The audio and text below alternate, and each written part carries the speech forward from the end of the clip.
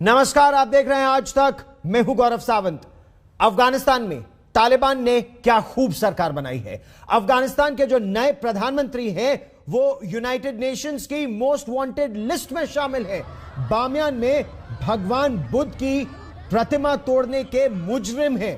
तालिबान का जो गृह मंत्री है $1 करोड़ का इनामी है। तालिबान सरकार के पहले फरमान में अब यह बता दिया गया है कि अफगानिस्तान में आने वाले समय में क्या होगा। अब वहां महिलाओं के खेलने पर पूरी तरह से पाबंदी लगा दी जा रही है। आगे आगे देखिए होता है क्या, लेकिन प्रश्न यहां यह है कि आतंकी सरकार को आखिर दुनिया कैसे स्वीकार करेगी। और उसके गृह मंत्री का नाम यूएन और अमेरिकी खुफिया एजेंसी FBI की मोस्ट वांटेड आतंकियों की लिस्ट में है। मिलिए अफगानिस्तान के नए रईसुल वज़ारा यानी प्रधानमंत्री मुल्ला हसन अखुंद से।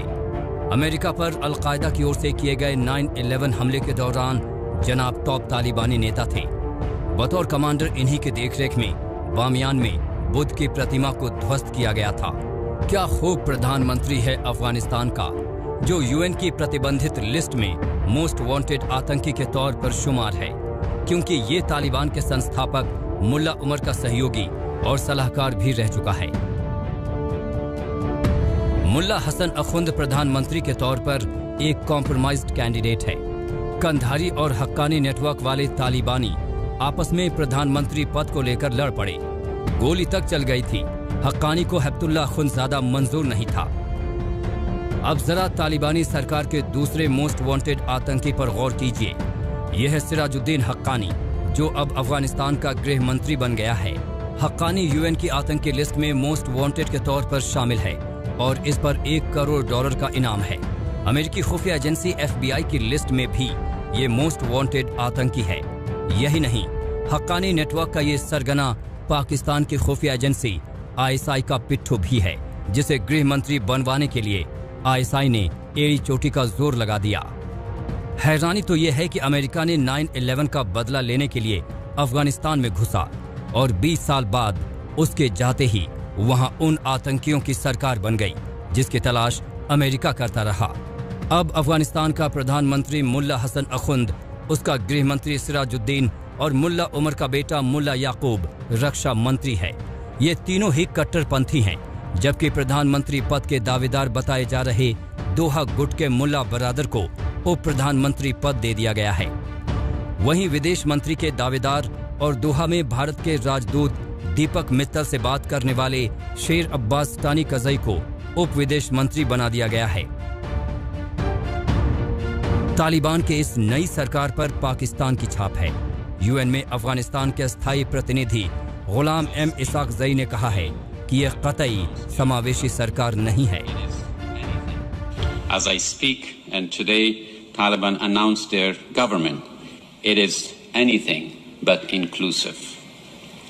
The people of Afghanistan, especially our youth who have only known a free and democratic Afghanistan, will not accept a governing structure that excludes women and minorities, eliminate constitutional rights for all, and does not protect the gains of the past.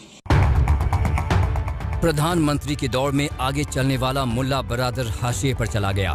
Pakistan की entry के बाद न सिर्फ उसका पत्ता कटा, बल्कि deputy PM का पद भी उसे आधा ही मिला।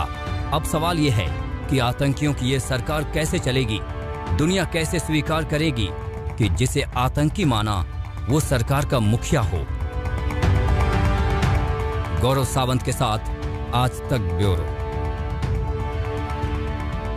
क्या तालिबान ने और पाकिस्तान की ISI ने दुनिया से दो टूक कह दिया है? यही है सरकार, मानना ही पड़ेगा। अब दुनिया के सामने विकल्प क्या है? आज हमारे साथ इस चर्चा में जुड़ रहे हैं एम्बेसडर विवेक काटजू। आप अफगानिस्तान में हमारे पूर्व राजदूत रह चुके हैं। हमारे साथ मेजर जनरल संजय मेस्टन जुड़ रहे हैं। आप काबुल में हमारे पूर्व डिफेंस अटैचे रह चुके हैं। दोनों ही अफगानिस्तान की रग रग से वाकिफ है। लेकिन आपसे एम्बेसडर काटजू मैं यह जानना चाहूंगा, क्या ये आतंक की सरकार है कि जिस व्यक्ति ने बामियान में भगवान बुद्ध की प्रतिमा को ध्वस्त किया, वहां टैंक लगाया, तोपें लगाई, एंटी एयरक्राफ्ट गन लगाई, वही अब प्रधानमंत्री है अफगानिस्तान के। देखिए, हमें जमीनी हकीकत से गौरव कभी दूर नहीं जाना। जमीनी हकीकत क्या है? यह है कि हमें अच्छा लगे या बुरा लगे, दुनिया को अच्छा लगे या बुरा लगे, अमेरिका की शिकस्त हुई, वो हारे हैं।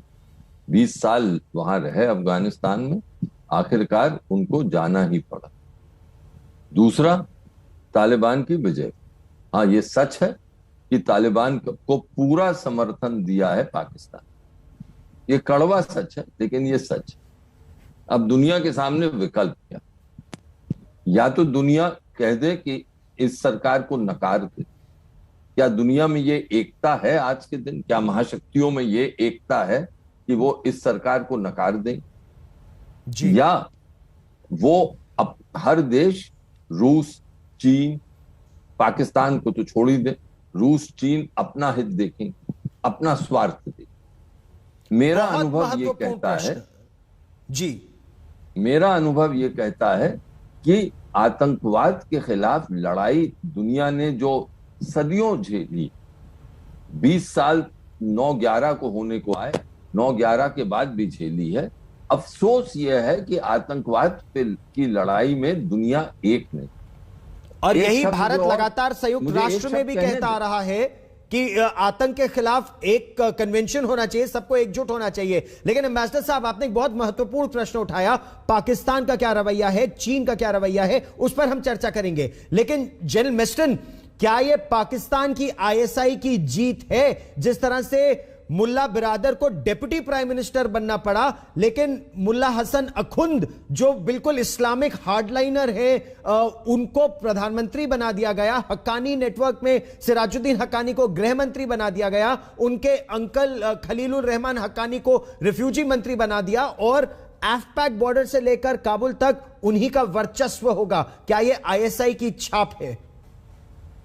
गौरव, बिल्कुल आपने सही सवाल पूछा है, और मेरे विचार में तो ये आईएसआई की जीत है, और इसके कई कारण हैं। कारण एक तो आपने जैसे बताया, जो प्रधानमंत्री है वो अखुंद को बनाया है।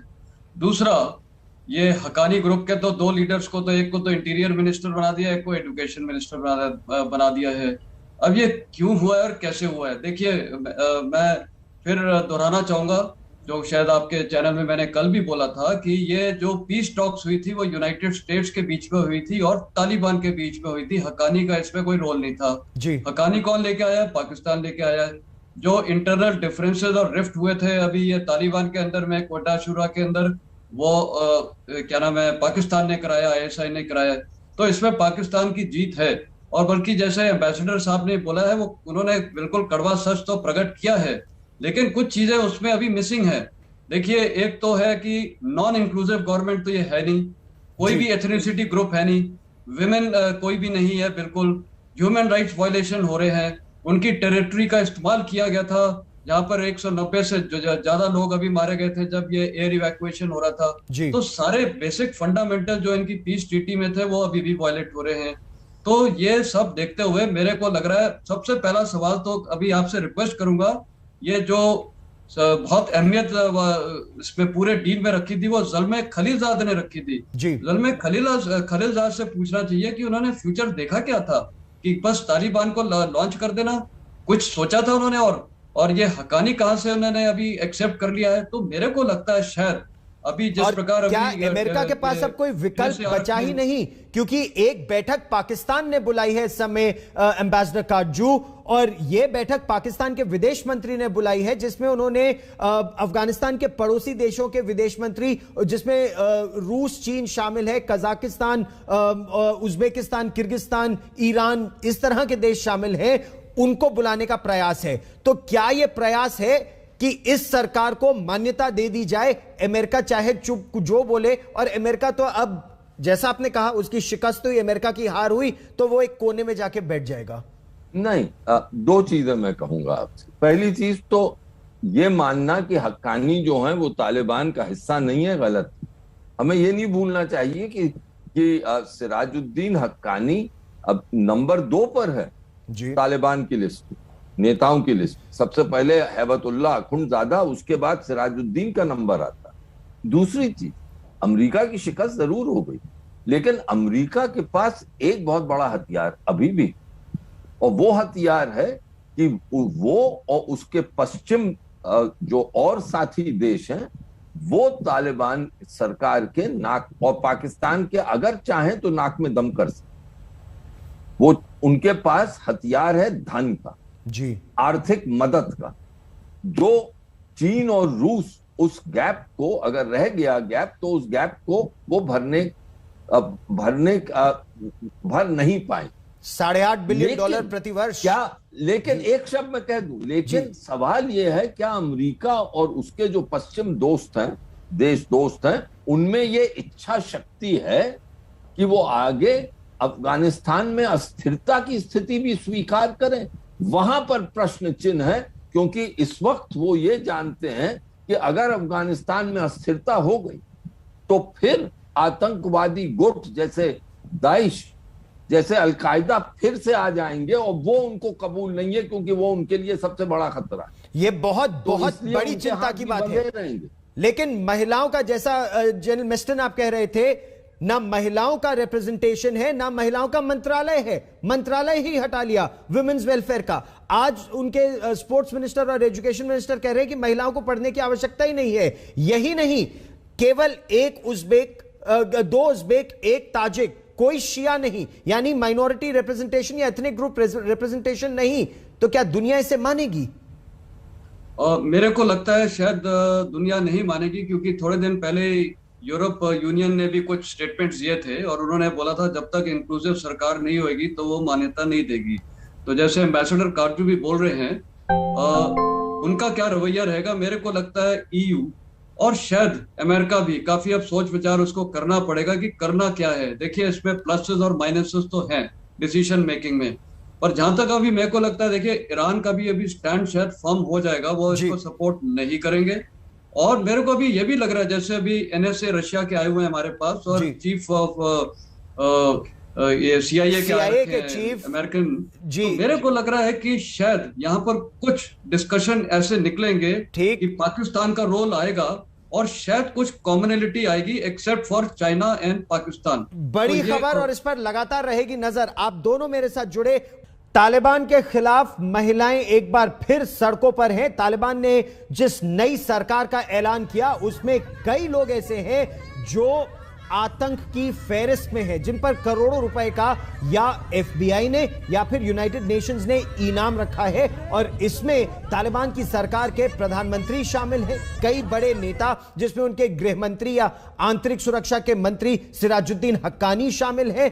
लेकिन क्या यह पाकिस्तान की जीत है? और क्या ISI की यह जीत, ऐसी सरकार जिसमें कोई महिला नहीं, महिला कल्याण का कोई विभाग नहीं, क्या यह दुनिया को मंजूर होगा?